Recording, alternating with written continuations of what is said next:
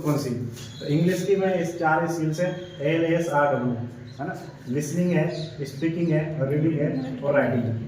सबसे common question ये पूछा जाता है इसमें कि जो स्किल्स है इनका सीक्वेंस क्या है, इनका सीक्वेंस क्या है। ये सीक्वेंस से ये याद करना आपको, ये सीक्वेंस बेस करिए, जैसे कि इनका सीक्वेंस है या फिर कह सकते हैं इनका ऑर्डर है ना।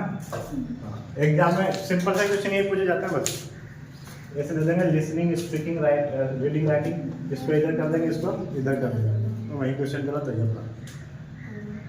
लिसनिंग, स्पीकिंग, लिसनिंग कर देंगे तो वही क्वेश्चन अपना गलत हो गया।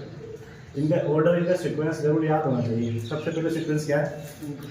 Listening, speaking, reading and writing.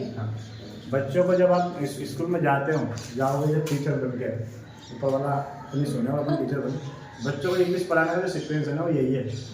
आप जो बोलोगे ना बच्चा वही, जो आप बोलोगे बच्चा सुनेगा वही वापस बोलेगा। तो लिसनिंग सबसे पहले बच्चों को क्या कराया, अच्छी लिसनिंग कराया।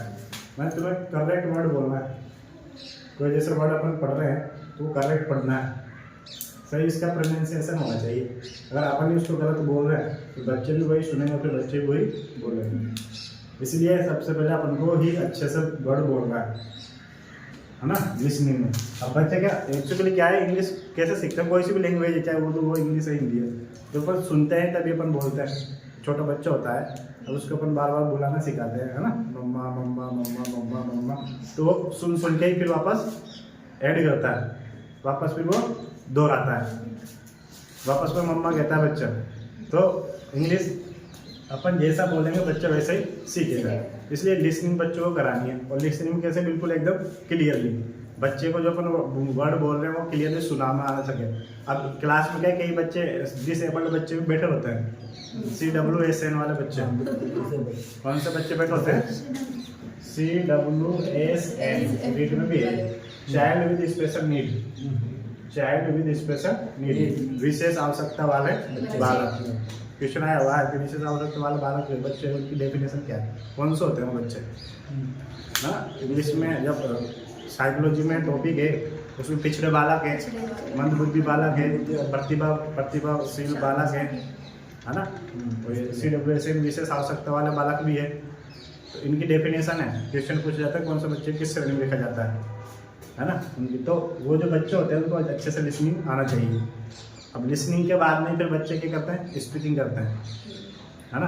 तो स्पीकिंग वो तभी करेंगे जब अपन लिसनिंग अच्छे से करेंगे। इंग्लिश सीखने का सीक्वेंस है।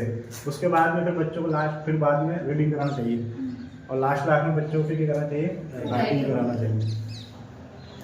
तो यहाँ से ये क्वेश्चन आता है कि लैंग्वेज स्किल्स है इसका सीक्वेंस क्या है। तो सीक्वेंस ये लिसनिंग, स्पीकिंग, रीडिंग और राइटिंग। एक क्वेश्चन तो यहाँ से ही आता है। इसमें और क्या क्वेश्चन आते हैं इसमें, और ये क्वेश्चन इसमें से पूछा जाता है, पुटअप क्वेश्चन जो होता है, ये क्वेश्चन पुटअप होता है कि इसमें से एक्टिव स्किल कौन कौन सी है और पैसिव स्किल्स कौन कौन सी है।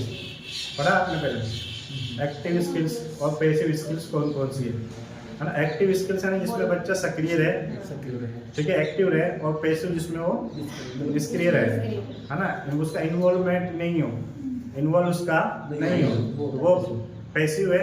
और जिसमें इसका इन्वॉल्व है वो उसकी एक्टिव लिसनिंग है ना, क्वेश्चन जिसको अपन बोला। तो अब इसमें क्या है, देखो जब बच्चा लिसनिंग करेगा तो किसी भी तरीके की जो है वो एक्टिव नहीं है। मैं बोल रहा हूँ तो मैं एक्टिव है, आप सुन रहे हो तो आप पैसिव है ना। इसमें जो लिसनिंग जो होती है, लिसनिंग जो अपनी है, ये कौन सी स्किल्स है, ये एक्टिव स्किल है। कौन सी स्किल है, एक्टिव स्किल है। लिसनिंग जो है ये अपनी एक्टिव स्किल है, और फिर पैसिव है ना। और स्पीकिंग जो है ये अपनी एक्टिव स्किल्स है। इसमें कौन सी स्पीकिंग है ना। लिसनिंग में तो अपन सुन रहे केवल, इसलिए ये पैसिव है। और स्पीकिंग में बोल रहा है बच्चा, यहाँ पर बोल रहा है तो वो एक्टिव है। फिर वापस रीडिंग आ गई, रीडिंग फिर से पैसिव है, रीडिंग फिर से क्या है, पैसिव स्किल है। कि तो रीड करते हैं तो अपन चुपचाप से रीडिंग करते हैं, वो चीज़ अपने अंदर जाती रहती है ना, तो ये पैसिव है। तो राइटिंग में फिर वही इन्वॉल्व होता है बच्चा, तो ये एक्टिव स्किल है। ठीक है। तो क्वेश्चन जो आता है, ये क्वेश्चन में से पूछे थे इनमें से कौन कौन सी एक्टिव स्किल है ना। तो आपको ऑप्शन दे दिया, ऑप्शन ए एल एस ये एक्टिव स्पीकिंग है, एक्टिव स्किल्स है, या एल या आर ये है, या फिर आपको कह दिया कि आर डब्ल्यू ये है, या फिर तो आप इसमें से चूज करोगे तो फिर अपन को चूज करना पड़ता है ना, कि इसमें से पैसिव जो है कौन कौन सी, एक तो लिसनिंग और एक रीडिंग है। रीडिंग, लिसनिंग और रीडिंग में कौन सी स्किल्स है, पैसिव स्किल्स है, ठीक है। और एक्टिव स्किल्स कौन कौन सी इसमें से, स्पीकिंग और राइटिंग। तो स्पीकिंग और राइटिंग जो है ये अपनी पैसिव स्किल्स है। कौन सी स्किल्स है, पैसिव स्किल्स।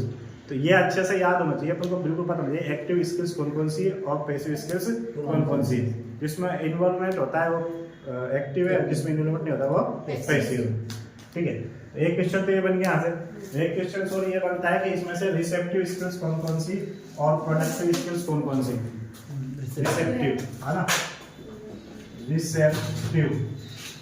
रिसेप्टिव स्किल कौन कौन सी और प्रोडक्टिव स्किल्स, प्रोडक्टिव स्किल्स कौन कौन सी। रिसेप्टिव है ना, रिसेप्टिव स्किल्स वो होती है जिसमें अपन कुछ चीजें ग्रहण करते हैं, रिसीव करते हैं, है ना। हिंदी में ग्रहण कुछ ऐसे बोलते हैं, ग्रहण करना, हाँ। और जो चीजें अपने अंदर से निकलती है बाहर, वो प्रोडक्टिव स्किल्स है। प्रोडक्शन करना मतलब किसी चीज का उत्पादन करना, कोई चीज अपन अंदर से बाहर निकलना, वो प्रोडक्टिव स्किल्स होती है। अब इसमें जब अपन लिसनिंग करेंगे तो इसमें ये जो ना, ये लिसनिंग ये अपनी आती है, तो इसमें रिसेप्टिव में लिसनिंग कर रहे हैं तो अपन कुछ सुन रहे हैं, कुछ सुन रहे हैं तो अपन अंदर कोई चीजें जा रही है, तो जा रही है तो ये रिसेप्टिव स्किल्स है, ठीक है।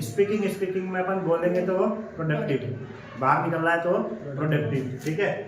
और रीडिंग कर रहे हैं तो अपन जो रीडिंग कर रहे हैं तो चीज अपन अंदर जा रही है, तो ये भी कौन सी है, रिसेप्टिव, ठीक है। तो इसमें से अगर अपन से पूछेंगे इसमें से रिसेप्टिव स्किल्स कौन कौन सी है, तो एक तो अपनी कौन सी है, लिसनिंग है, और एक रीडिंग, ये अपनी रिसेप्टिव स्किल्स है। और प्रोडक्टिव स्किल्स पूछे तो स्पीकिंग और राइटिंग, ये कौन सी स्किल्स है, प्रोडक्टिव स्किल्स, है ना। तो इनका अपन को ध्यान रखना, क्वेश्चन यहीं से पूछा जाता है, सिंपल था। इसमें से 3-4 क्वेश्चन ऐसे बन जाते हैं। सबसे पहले सीक्वेंस कौन सा है, इनका सीक्वेंस क्या है, सबसे पहले ये पूछ लेते हैं। एक्टिव स्किल्स कौन कौन सी है, पैसिव स्किल्स कौन कौन सी है, ये इसमें से सिंपल सा पूछा जाता है। रिसेप्टिव स्किल्स कौन कौन सी है, प्रोडक्टिव स्किल्स कौन कौन सी है, ठीक है। अब इसके बाद में इसमें से जो रीडिंग में से कोई क्वेश्चन बनता है, वो एक क्वेश्चन का तुमको ध्यान देना है। एक बात और बीच में कि लिसनिंग को अपन अंडरस्टैंडिंग भी कहते हैं। कई बार क्या है, लिसनिंग आता नहीं है, इस पर अंडरस्टैंडिंग नाम वर्ड लिखा होता है, अंडरस्टैंडिंग स्पीकिंग होगा, तो उसमें भी क्या बच्चे थोड़ा कंफ्यूज हो जाता है। ये चीज़ को मेरे को ध्यान रखनी है कि लिसनिंग पे क्या कहते हैं, अंडरस्टैंडिंग भी कहते हैं, ठीक है। इसके बाद में रीडिंग के कुछ टाइप होते हैं, वो अपन से पूछे जाते हैं कि रीडिंग के कौन कौन से टाइप होते हैं रीडिंग के, ठीक है। अब रीडिंग के कुछ टाइप्स होते हैं, ठीक है। जैसे एक होती है ओरल रीडिंग, कौन सी रीडिंग, ओरल रीडिंग, ठीक है। एक होती है हमारी साइलेंट रीडिंग, कौन सी रीडिंग, साइलेंट रीडिंग, ठीक है। साइलेंट रीडिंग के बाद में एक होती है अपनी इंटेंसिव रीडिंग, एक होती है हमारी एक्सटेंसिव रीडिंग, एक्सटेंसिव रीडिंग के बाद में एक होती है आपकी स्कीमिंग रीडिंग, हाँ, जिसमें जिस्ट अभी बताएंगे, जिस्ट की बात करेंगे, हाँ। एक होती है आपकी स्कैनिंग। ये कुछ रीडिंग के टाइप होते हैं जिसमें से बार बार क्वेश्चन पूछा जाता है। सबसे पहली बात तो एक ही क्वेश्चन ऐसे पूछ लेते हैं कि इसमें से रीडिंग का कौन सा टाइप नहीं है, रीडिंग स्किल्स का कौन सा टाइप नहीं है, ठीक है। जैसे ओरल दे दिया, साइलेंट दे दिया, इंटेंसिव दे दिया, एक आपको दे दिया डिडक्टिव, यहाँ पे एक क्या दे दिया, डिडक्टिव दे दिया, इंडक्टिव दे दिया, कि भाई इनमें से कौन सा है ना, which one is not reading type, है ना, रीडिंग स्किल्स टाइप। तो उनमें से ये 4 ये दे देते, 3 ये देते हैं, चौथा कोई और दे देते हैं, तो वहीं पे फिर अपन को फिर ध्यान देना है ना। Oral reading, silent reading, intensive reading, extensive reading और स्किमिंग रीडिंग और स्कैनिंग। ओरल रीडिंग क्या होता है, जो अपन लाउड, ओरल पे लाउड कहते हैं ना, है ना, लाउड रीडिंग जो होती है, ठीक है। हाँ, तो लाउड रीडिंग जो होती है उसी को ओरल, किताब जैसे टीचर जब पढ़ता है, आदर्श पठन जिसको हिंदी में कहते हैं, क्या कहते हैं, आदर्श पठन, है ना, पठन पठन होता है हिंदी में ना, इसको रीडिंग को पठन कहते हैं। तो टीचर जब खुद पढ़ रहा है तो वो अपनी कौन सी होती है, वो ओरल रीडिंग होती है। और ओरल रीडिंग को ही क्या कहते हैं, इसको ही ये भी है ना, सबसे अच्छी रीडिंग जो है इसमें ओरली बताई गई, क्योंकि टीचर जैसा पढ़ेगा ना वैसे बच्चा पढ़ेगा। मॉडल रीडिंग भी इसको कहते हैं, क्या कहते हैं इसको, मॉडल रीडिंग। टीचर के द्वारा ही इसको पढ़ाया जाता है मॉडल रीडिंग को। मॉडल रीडिंग के बाद में फिर साइलेंट रीडिंग होती है, जो बच्चे फिर चुपचाप से साइलेंट होकर क्लास में पढ़ते हैं। एक चैप्टर पढ़ा दिया अपन ने, एक पैराग्राफ पढ़ा दिया, पैराग्राफ पढ़ने के बाद में बच्चे से कहा कि अब तुम इसको पढ़ें, वापस तुम इसको रिवाइज करें। ओरल रीडिंग होती है जो टीचर के द्वारा कराई जाती है। किसके द्वारा कराई जाती है, टीचर के द्वारा। एक होती है साइलेंट रीडिंग, कौन सी जो साइलेंट रीडिंग का जो कॉन्सेप्ट है वो डॉक्टर वेस्ट ने दिया है, पूछ रहे थे कई बार, डॉक्टर वेस्ट है ना, कि साइलेंट रीडिंग का जो कॉन्सेप्ट है वो किसने दिया है, तो डॉक्टर वेस्ट, ये नाम है ना, डॉक्टर वेस्ट है, इसने साइलेंट रीडिंग का कॉन्सेप्ट दिया है। ठीक है। एक होती है इंटेंसिव रीडिंग, जिसको कहते हैं गहन अध्ययन, इंटेंसिव रीडिंग है ना, गहन अध्ययन, इंटेंसिव रीडिंग। हाँ, अब इंटेंसिव रीडिंग को बताया जब अपन मतलब पूरी चीज़ों का अंदर से डिटेल से पढ़ते हैं। अभी आप जब रीड की अब तैयारी कर रहे हो रीड के लिए, अब आप जो रीडिंग कर रहे हैं वो इंटेंसिव रीडिंग कर रहे हैं। कोई भी टॉपिक आप हल्के से नहीं रहता, मतलब पूरे डीप में पढ़ने की कोशिश करते हैं कि भाई इसमें से टॉपिक है तो इसमें से अपन को पूरी चीज़ें पढ़नी है। तो इंटेंसिव रीडिंग जो गहन अध्ययन होता है उसमें अपन को सब चीज़ें पढ़ना पड़ती है। एक्सटेंसिव रीडिंग होती है, एक्सटेंसिव रीडिंग मतलब थोड़ा सा जिसको अपन को कम ध्यान देकर पढ़ते हैं, है ना। इन दोनों को जो है स्लो रीडिंग भी कहते हैं, इनको क्या कहते हैं, इनको स्लो रीडिंग। हाँ, इन दोनों को स्लो रीडिंग भी कहते हैं, स्लो रीडिंग। स्लो रीडिंग मतलब जिसको अपन मतलब चीजें देख के अच्छे से पढ़ते हैं अपन, जिसमें हर चीज अपन को देख के पढ़ना होता है।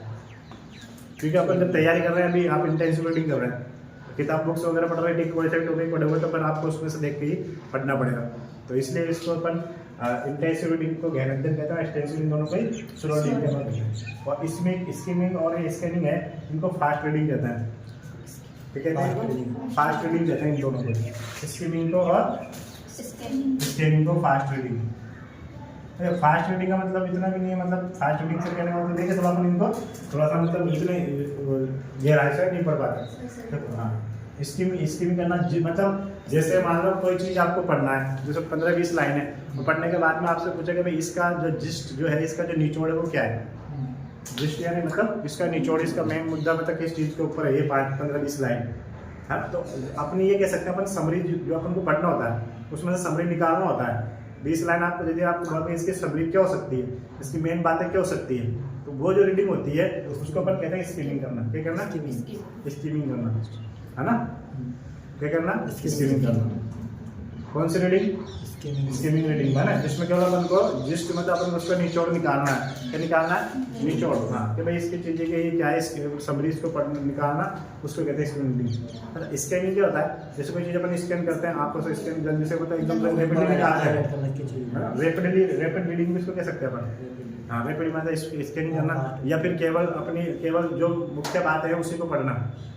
स्कैनिंग का मतलब क्या है, जो मुख्य बातें जो मेन चीज़ें हैं उसी को जब अपन पढ़ते हैं उसको फिर आपको स्कैनिंग रीडिंग के अंतर्गत वो आता है। जैसे मान को चलो मैं अगर आपसे कहूँ कि भाई मुझे डिक्शनरी में आप एम्पल का मीनिंग बताओ, भाई एम्पल मतलब क्या होता है, एम्पल का डिक्शनरी में आप ढूंढो, तब आप जब डिक्शनरी में ढूंढोगे तो आप बाकी की मीनिंग नहीं देखोगे, आप केवल एम्पल पे ही जाओगे। जब डिक्शनरी का पेज पलट के आप डायरेक्ट से जाओगे, क्योंकि आपका जो मेन टारगेट है वो क्या है, एम्पल ढूंढना।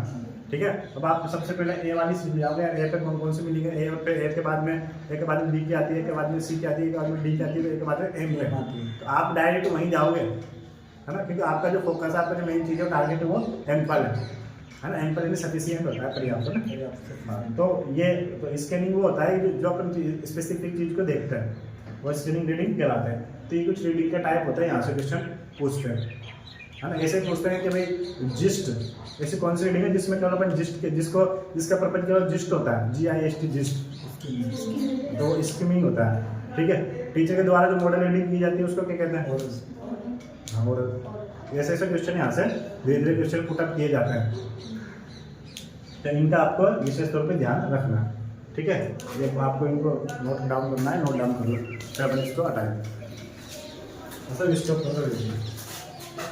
अब ये जो अपने लिए जो स्किल्स पढ़ी है 4 है ना, LSRW, अब इसमें क्या है, कुछ मेथड्स है ना। क्वेश्चन ऐसे भी पूछे जाता है कि कौन सी स्किल्स कौन से मेथड में यूज की जाती है ना। टीचिंग मेथड्स होते हैं, जैसे ग्रामर कम ट्रांसलेशन मेथड होता है। कौन सा होता है?